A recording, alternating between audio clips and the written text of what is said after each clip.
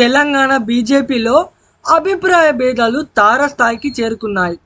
అవును, ఏ రాజకీయ పార్టీలోనైనా అభిప్రాయ భేదాలు కామన్.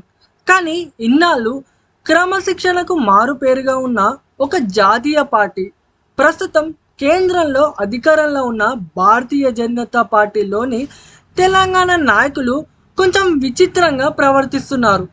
అదేంటంటే రీసెంట్గా భాగ్యనగరంలోని చెరువులు కుంటలను కబ్జా చేసినోళ్లకు హైడ్రా ఏ విధంగా నిద్ర లేకుండా చేస్తుందో మనం గత కొన్ని రోజులుగా చూస్తున్నాం. అయితే హైడ్రా విషయంలో అటు తెలంగాణ కాంగ్రెస్ అంతా ఇటు బీఆర్ఎస్ పార్టీ అంతా పాజిటివ్ ఆర్ నెగిటివ్ ఏదో విషయంపై ఏకతాటిపై ఉంటే, ఇటు తెలంగాణ బీజేపీలో మాత్రం ఎవడికి వాడే యమునా తీరే అన్నట్లు ఉన్నారు.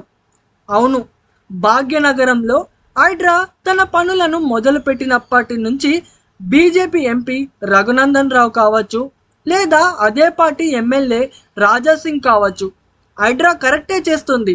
భేదభావాలు చూపకుండా ప్రతి కబ్జాదారుడి భర్తం పట్టాలి. అసదుద్దీన్ ఓవైసీ చేసిన కబ్జాలను కూడా ఉపేక్షించకండి. భాగ్యనగరాన్ని రక్షించుకోవడం కోసం చేసే పనుల్లో మీకు మేం సపోర్ట్ చేస్తాం అని స్టేట్మెంట్స్ ఇచ్చారు.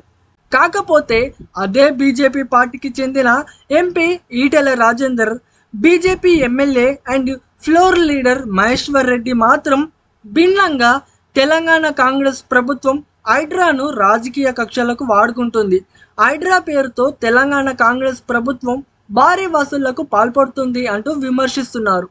అసలు హైడ్రా కరెక్టా రాంగా? బీజేపీలోని నాయకులకు వాళ్ళ మధ్య క్లారిటీ లేకపోతే ఎలా?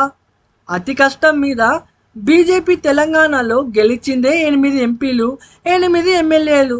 అలాంటిది వీళ్ళైనా కొంచెం అభిప్రాయ భేదాలు పక్కన పెట్టి తెలంగాణ రాష్ట్ర బీజేపీ నాయకత్వం అంతా ఒక చోట కూర్చొని ఏదో ఒక నిర్ణయంతో ఏకతాటిపై వచ్చి హైడ్రా చేస్తున్న పనుల గురించి రీసెర్చ్ చేసి చెప్పితే అప్పుడు కొంచెం తెలంగాణ ప్రజలకు ఏదో ఒకటి స్పష్టంగా అర్థమవుతుంది కదా.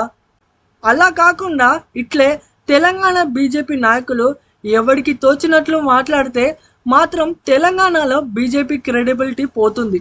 కనుక ఇప్పటికైనా కేంద్ర బీజేపీ నాయకత్వానికి వీళ్ళ ఎవ్వరం అర్థమై అన్నిటినీ చక్కబెట్టకపోతే తెలంగాణలో బీజేపీ దారి తప్పే పరిస్థితి కూడా రావచ్చు.